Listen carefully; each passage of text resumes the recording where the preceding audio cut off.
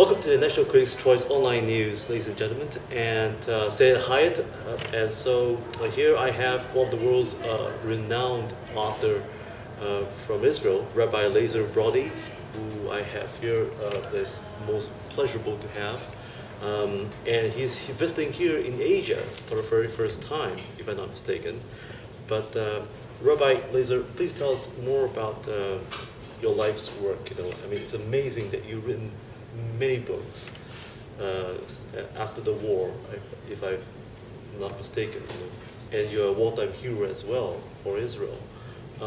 Tell us, what is it like? Okay, first of all, my life did not start on a spiritual, it's very material. I was born in America, even though I'm only first generation American born. My father came from Canada, and my father was in the Canadian Air Force in World War II, and my mother was a Holocaust survivor. She came from Europe, and I'm first generation American. But then discovering the background of the family, and realize even I wasn't yet into spirituality, but I realized that there's something special about the Jewish people, that despite all the wars and the tyrants and the dictators and the Hitlers from all of history, that they're still here, and that the great militant civilizations, they're not here anymore. So I wanted to be more of a part of my people. So the day I finished university, I studied agriculture at university, in the University of Maryland. And the day I graduated from university, I got on a plane, went to Israel. And in Israel, they saw that I was a college graduate, and I was very athletic, and I went into the Army, and I went into a very special forces unit, and I became a combat soldier. And this fast forwarding up to 1982, which my second war already, this was the first Lebanon war, and I was in a life and death situation. And in a life and death situation where there was almost no way to get out, this was a mission in downtown Beirut. And when I got out of this mission and I saw so many miracles, I said, it's impossible that there's not a supreme spiritual force in the world that helped me out of this. Up till now, I was very socially oriented with Jews and the Jewish nation, but I didn't have the spiritual orientation with God. And I realized that what I was doing in my life was only, it was career and army and girlfriends, etc. I always enjoyed art. I was in art photography and music, but it wasn't for the soul. And so I got to know the spiritual background of Judaism. I changed my entire life, and I went to Jerusalem, and I started to learn Torah and Yeshiva. And for 9 years, I learned day and night, immersed myself in the richness of the Jewish spiritual library, mainly Talmudic studies, and I became an ordained rabbi. Even after I became an ordained rabbi, Robin, I said there's still something missing. What was missing? I knew religious law, and I had studied Talmud, but having a personal connection with God, I knew I would pray like every Jew does, but it wasn't personal. Then when I was exposed to the works of the great Hasidic great Rabbi Nachman of Breslov, this spoke to my soul. He said, you know what, the most important thing, not only of Judaism, but is have your own personal relationship with God. Nobody ever told me that. You see, many religions, you have to go through the spiritual advisor, you have to go through the rabbi, or the qadi, or the bishop, or whatever. And here's Rabbi Nachman says, no, you can have your own personal relation to God. And this was intriguing to me. And I went deeper and deeper into Rabbi Nachman's works. Meanwhile, I had become, because of my background, well, I was an ordained rabbi, and I was also a combat veteran from Special Forces. I had a job, my first job was as the rabbi of a prison, and I was involved in the spiritual rehabilitation of prisoners. Because when you teach a prisoner that there's God, he won't steal anymore. And if he doesn't know there's God, you can have a police force of 10,000 people, but they'll still steal. Okay, so this was the rehabilitation. Meanwhile, I had met Rabbi Shalom Arush, who was my mentor and spiritual guide. He was a student of Rabbi Nachman. He had the same background as myself. He also came from a non-religious family. And he was also in a special forces unit. And he came close to spirituality. He also became an ordained rabbi. And he became a student of the school of Breslov, Rabbi Nachman of Breslov. He became a very high spiritual level. He had already opened up a seminary in Jerusalem, and he wanted to open up a branch in Ashdod. So he took me as the head of the seminary in Ashdod, what we call yeshiva. I became the understudy of Rabbi Sholem, and Rabbi Sholem even taught me more about Rabbi Nachman. And what it actually is, I can't take credit for my books, because I'm like the moon, and he's like the sun. The moon doesn't have its own light. What I reflect in English are really the Hebrew teachings that I received from my teacher, Rabbi Shalom Arush. So this deserves the main credit. We have to give credit where credit is due, and I don't take any credit to myself. In fact, Robin, and I want to thank you for the award, and thank your readers, but I consider myself the mailman. That I take a message, that God has a message for every one of the readers, and I'm happy to be the mailman. I take this on my back, a sack of mail, and put it into the reader's mailbox. Okay, this is the way I see my role. And what happens, a mailman, he doesn't let his own brains get in the way. He reads the address. And it's the same thing. I try to have a clear head and not have any work on this. Sometimes, an author, he wants to be a best-selling author, and he wants this. I put all this aside. It's not about me. If I can take Robin and bring Robin a little bit closer to God, that's it. That's all the salary I need. Okay, why? And this is the key to something I'm sure you want to ask me about Israel and what's going on, the war, and all over the world. There's strife all over the world. They come to Southeast Asia, North Korea, South Korea. Tension is sitting here in Singapore. There's always tension with Malaysia and Indonesia. What's going to be a change in Malaysia? There's anybody that knows anything about the background here. Okay, but just imagine a situation where everybody knew about God. And where everyone knew that they don't have to speak to the religious establishment, that they can have their own relationship with God. That's instant peace on earth. Just I know that I'm a son of God, and you are a son of God, so we don't need a PhD in genealogy to know that we're brothers. Right away, there's brotherhood. And right away, there's a connection. See, this is the power of the message. And you take the message, for example, this is the message we bring down in our new book, The Universal Garden of Emunah. Like yesterday in this building, I spoke to a group of 120 people, not a single Jew, just non-Jews here in Singapore, that want to hear the message of what we call in Hebrew emunah.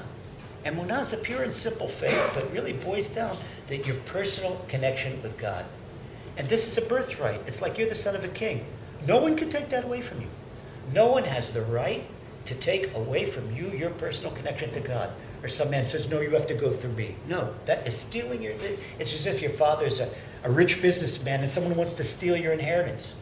But just as you have a material inheritance, you have a spiritual inheritance, and nobody has the right to interfere with that. And this is our message to mankind all over the world. And this is what we're doing in Southeast Asia.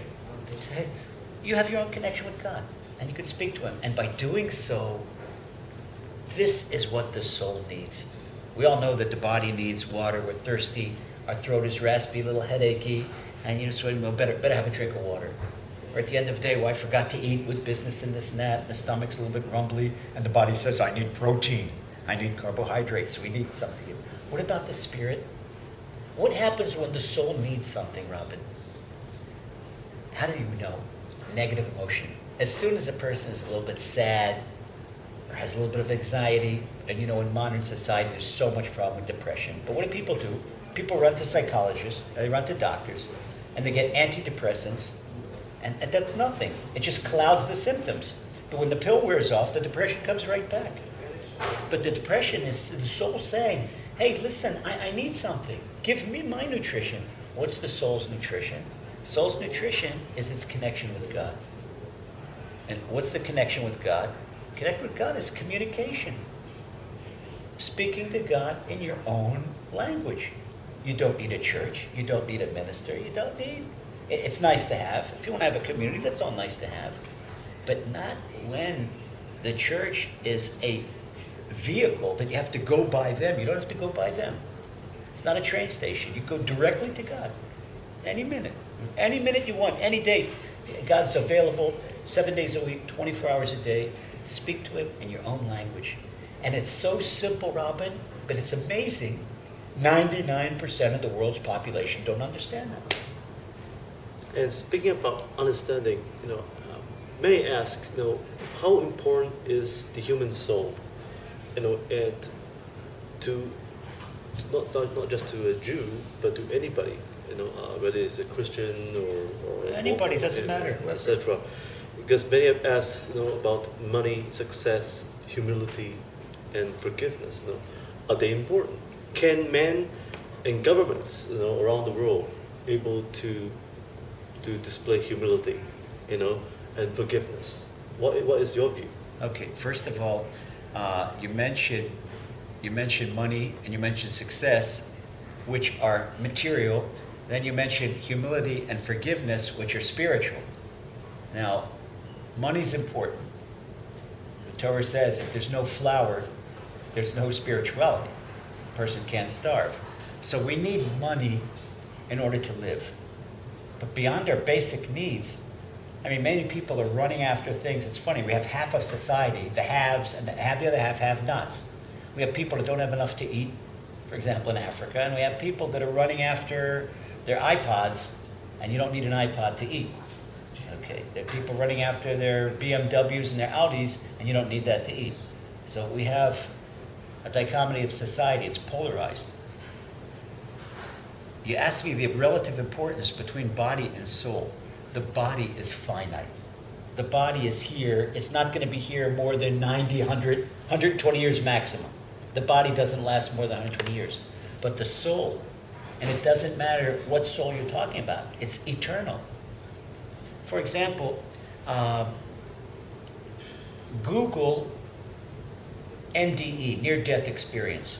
And you'll see people that aren't Jewish, people from all over the world that had traumas, and that their soul left the body, and then for some reason came back in, and they all describe what happens when the soul leaves the body, the tunnel and the white light, the loving white light, which is really God. They all describe the same thing. And you see, people know that there is life after death. Why life after death? Because the soul is eternal.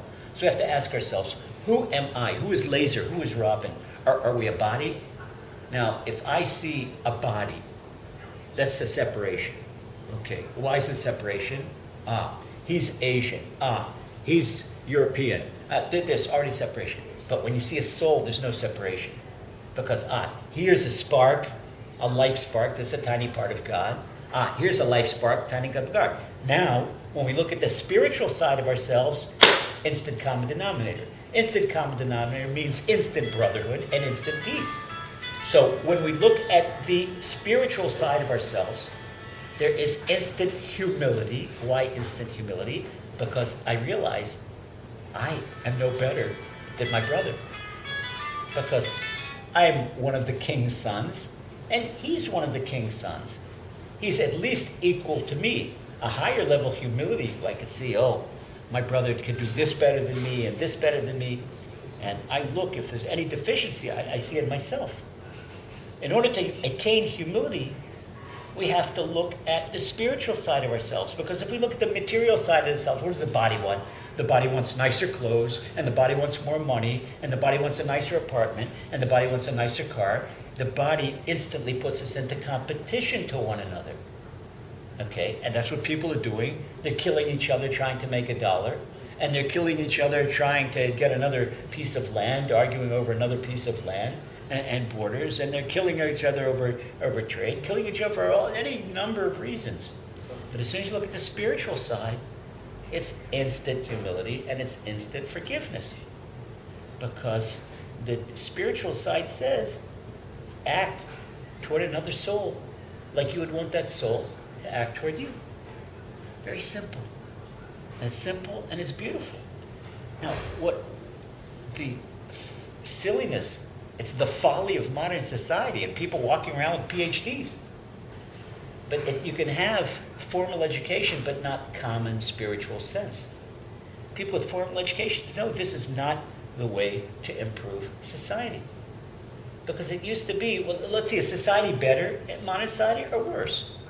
How about in Southeast Asia, 100 years ago, there was no such thing on locks as doors. Who in Southeast Asia would put a lock on a door 100 years ago? Who ever heard of stealing? In China, in Vietnam, you learn something about Asian society. No such thing. It was the same thing in Israel. 100 years ago, who would put a lock on the door? In America, go back 200 years ago, the time of the pioneer times. So now, where there's so much crime, and so much stealing, and so much, society's getting better, it's getting worse. Okay, so say there's high tech, of course, and technology is going forward, but morals, what's happening to morals? And this is what's called getting back to basics. When we see there's ills in society, for example, if I were the Olympic national basketball coach and my country's basketball team was losing, all right, either they're going to change the players, and we can't only change the players, we change the game plan. So what does a coach do? Says, okay, players, nobody's going to shoot baskets. This week, all calisthenics, all basics. We're going to bounce the ball, we're going to do very basics. I say spiritually, we should get back to basics, which means a simple connection to God. Who's God? I'm not going to tell you. There's one God. It's what we believe in. All of a sudden, one God. All right? And I won't tell anyone anything other than to establish his or her own personal connection to God. Because as soon as you're connected to God, God is going to take you where you need to go. I don't have to do it. I'm down the road. Amazing. And speaking about God, does the human race realize the spiritual need, especially education, reading, and even poetry? You know, there seems to be a decline all around the world where bookstores are closing down, you know, and libraries are lack of funding. What's your perspective? Where is the society going? And how can societies like Singapore encourage people to read or see the importance to read and educate themselves? What a great question. And this is a perfect continuing question what we're talking about. Continuing the last point. If you could imagine, let's look at a new Audi Fox A6, very expensive car. What is that car? Is it the body, the shiny body and the upholstery? Okay, and you turn the switch and it doesn't go anywhere. Because if you pick up the hood, there's no engine. Or is it the engine? We know that the car is the body, the engine. The same thing with the human. We're a body and the soul. Okay, so nowadays we see people are putting the emphasis into the body and not into the soul. That's like having a car without an engine. And the difference is that, once again, the soul is eternal. Even if you're, like in Singapore, is a very financial district, people understand investments. Okay, why invest in a short-term investment when you can invest in a long-term investment and have money coming in for the rest of your life? For the rest of your life, for hundreds of years. And you can have life for the rest of your life. You can have eternal life. When you develop the soul never dies. So a person wants to live an eternal life. Okay, the body's here today, gone tomorrow. But the soul is eternal. In other words, what's the real me? Is it the body or the soul? So even people with their PhDs in Harvard Business School, that they're concentrating on the body. And they have a PhD. So what do? And now with modern society, if you give a child, he's concentrating on the body. So give him an iPod and give him a book, a classic, the classics that we used to read in university. Okay, Tolstoy, War and Peace, Charles Dickens, the classic Moby Dick, you know, or John Steinbeck, Grapes of Wrath, the classic books. Kids nowadays, they never heard of them. Why? Unless there's a movie on YouTube or something they could see on the iPod, they don't know. Why? Because they don't know the book. Now, what does this do? This makes a society of zombies because they're all educated in passive entertainment. Now, what's it? It's like someone that sits and watches the Olympics all day long. By watching the 100-meter swim or the 100-meter sprinting, that's not going to make you a better swimmer or a better sprinter. If you want to be a sprinter, put on your running shoes and go out and start working out. The mind is a muscle. The mind needs exercise. If the mind has passive entertainment, it's not going to work. Now you take all the iPod and the YouTube and the movies and the DVDs, it's all passive entertainment. And kids sit in front of with their joysticks in front of zombies, winds of war. I've had unbelievable nightmare stories from parents where the children are addicted to internet games in the worst way, But then you take a book and read a book, and this book is like weightlifting for the muscle. It's challenging. The eye has to look at a word, it has to process the word. The memory works much better with the word, okay? And the mind is a thinker. Why are the Jewish people called people of the book? Because we, in our circles, we don't allow computers at home. We sit in Talmud. There's an article that appeared in Israel, really, that in Korea, they've discovered the wisdom of Talmud. In Korea, the people are starting to learn Talmud. And they realize because it develops the mind. It's like a gymnast learning the 24 basic exercise of Tai Chi. You learn the Tai Chi movements, you become a better gymnast because it's a good basics. It's classic knowledge. It's ancient Chinese knowledge. Same with Talmud. Talmud requires reading and concentration and logic because the mind is all the time working. And this is why Judaism produced such great thinkers, because the mind was working. It's just like why did Africa produce great runners? Because they're running out in the jungle. It's what the society does. This is what society has to get back to basics and has to realize. For example, a wise parent doesn't give a child candy. Maybe once a week, on the weekend, have a piece of candy. But a wise parent let his child eat chocolate? Down the road, first of all, he's going to be overweight, and he's going to have holes in his teeth. And when he gets older, he's going to have holes in his pocket too. It's not going to. So you don't want to do that. You don't want to do that. A wise parent, and I would think, for example, if I were Minister of Education in Singapore, I would make incentives for like Book Week, incentives for libraries, rewards in education, scholarships, all types of different incentives to encourage reading. I would even make a special school for special children where they come from a house where the parents have to make a commitment, no, in this house, there's no computer. Or else if there is a computer, no web. In other words, they could use the computer as a word processor. But they have to do reading. What does a university student do nowadays? It used to be when we were in university and we had to do a research paper, you had to go to the library and you had to pick down 30 volumes and bring it on the table was piled up high and to write your master's thesis from this. Nowadays, what do people do? Google search and they copy and paste and copy and paste, and they go through to get a good grade. Not that they know how to think. These people come out, they're zombies, they don't know how to think. I need to know something, okay, I'm going to Google it. Who says Google is right? Google will not teach you humility. Google will not teach you forgiveness. Google will not make world peace. It'll make more competition. It'll generate more advertising for sure. But the basic questions you asked me about, high tech can't do that, Robin. This is going back to the basics. And speaking about going back to the basics, about the role of women and men today, husband and wife, what does it take to have a good household? Is it right, even for husbands to take on a role as a house husband? Many have asked. Is it considered laziness? Okay, a house husband. That's a great question.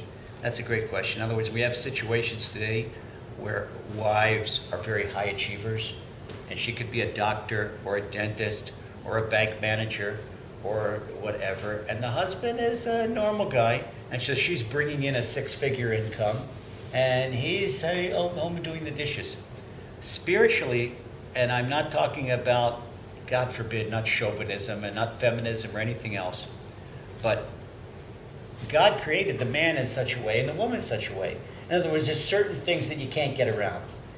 In the process of creating the next generation, the man is the giver, the woman is the receiver. Okay, this is the way God created. I have to go into Kabbalic thought to go deeper into this. But the way it was ever since the beginning of history, that the man goes out and does the hunting, and he brings home the food. a woman can work, and a woman can have a career, certainly. And if she has a career, a man has to help out at home. Okay, maybe make dinner for her. We do this all the time. But still, a man has to know that to have a happy marriage, he's got to have the main responsibility. He has to have the main responsibility. If he is a home husband, he will be a classic underachiever, and he will be frustrated, and this eventually, in most cases, in my experience, and marital counseling, this will create problems. Okay, but there's another thing. It's very important for a man to leave the home every day, to work on the outside. Men that stay home, it's healthy, it's spiritually not healthy. And speaking about spiritually unhealthiness and so forth, my readers like to find out from you personally before you depart from Singapore. That is, what is your lifetime, advice for them, for aspiring individuals who wants to seek success in their homes, in their livelihood? How do you overcome anxiety in your life? Very simple, very simple. We mentioned before that anxiety and negative emotions are malnutrition of the soul. You can attain, and most people attain, ask any psychologist, most people attain only 10 to 12% of their potential. In other words, many people ask me where I go, how do you do everything you do? Okay, you're a rabbi, you're a spiritual guide, you're a counselor, you're an author, you got a radio show, and you're a musical composer. How do you do all these things? I don't do it. The fact that I know that everything I do in my life comes from God, that's the first principle of Emunah. It's pure and simple faith in God. It takes me above my own limits because I'm plugged in to God. See, He could do all this. For example, and I said, God, help me save time. Help me guard my time. Help me accomplish this task. Okay, I have to learn this. I have to read this. Help me read and understand it. Help me do it. I talk to God all day long. I said, God, help me cross the street. Plus that, I eat healthily, and I try, because I have a very busy schedule, and I try to utilize my time properly. I work out, and while I'm working out, I speak to God. Amazing. And one last question, and that is, what is your secret of your long life? What kind of diet do you go by? Okay, I eat a natural diet, and my basic law is the closer it is to creation, the better it is, because God created food perfect. The more manufactured it is, the worse it is, because manufacturers, they're out to make money. They're not out for our health. Okay, so eat what your body needs to be healthy. You don't eat McDonald's cheeseburgers. You don't eat French fries. You don't eat Dunkin' Donuts. Excuse me for saying this. The body doesn't need. The manufacturers and the businessmen need that, but it's not good for the body. That's the junk food. And many children have ADD and ADHD, and it's been traced back to lack of nutrition because they don't want us to eat an apple. An apple is a perfect nutritional piece of food. Okay, get exercise, use your mind, use your body, and stay healthy. And about staying healthy, thank you for being with us, Rabbi Lazer, and viewers at the National Quiz Choice. Say the Hyatt Online News, thank you for being with me. And until then, I'm Robin Stienberg.